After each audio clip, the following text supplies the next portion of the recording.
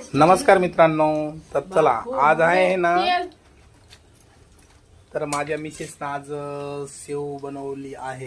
हे दिवाळीचं फराळ चालू आहे, त्याच्यामुळं मग मला पण काहीतरी काम सांगितलं होतं, तर मी पण केलं आणि त्यांचा प्रोग्राम चालू आहे. माझी मुलगी तिच्या मम्मीच्या हाताखाली.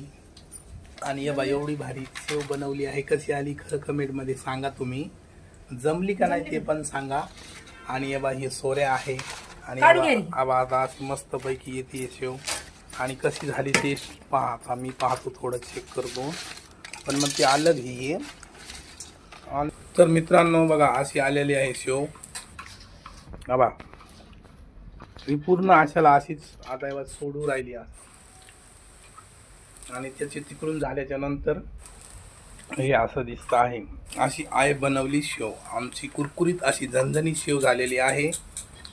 आणि तुम्ही कुठून पाहता हे आम्हाला कमेंटमध्ये सांगा. मला पण काम सांगितलं आहे सकाळपासून. या बा मी काय केलं माहिती का, आता दिवाळीची माझी मुलगी म्हणली मला इथं रांगोळ काढायची आहे, त्याच्यामुळं मग मी तिला सेन आणून दिलं तिकडनं. आणि तेव्हा एवढं भारी माझ्या मुलानं सारवलंय. तुम्हाला कोणाला एकीने येईल का बघा. माझा मुलगा आहे ना, माझ्या मुलानं सारवलं आहे. त्याच्या मम्मीनं तेव्हा चूल बनवली आणि हे माझ्या पोऱ्यानं सारवलं आहे खराट्यानं आणि पाणी. तेव्हा या शेळी का बरं आरडती काय माहिती. नमस्कार मित्रांनो, तर चला आता हे दिवाळीचं फराळाचे लाडू बनवायला पाहता. मला बी लावले. आता माझी लाडू असे कसे सांगा. मला येतच नाहीत लाडू, मी बनवलेले नाही कधी. तरी पण आता यांचं चाललंय मदत करा मदत करा. आता किती वाजले बघा, आता 11 वाजले. तर तरी पण आता यांचे चालले लाडू बनवू, हे करू ती करू. शेव बनवली, आता हे लाडू. आता हे लाडू मला काही जमच नव्हतं बाबा. तेव्हा आता हे एक बनवलं. आता अशी लाडू चांगला आलाय ना.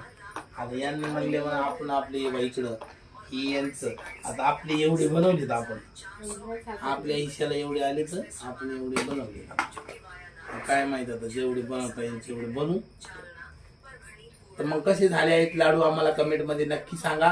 आणि तुम्ही कुठून बघताय आमचा व्हिडिओ हे पण कमेंटमध्ये सांगा. तुम्ही नांदेड जिल्ह्यातून असाल तर मी पण तिकडचंच आहे बरं का, पण मी इकडं आलेलो आहे कामानिमित्त, मग इकडेच राहत असतो. असं माझं म्हणणं असं आहे.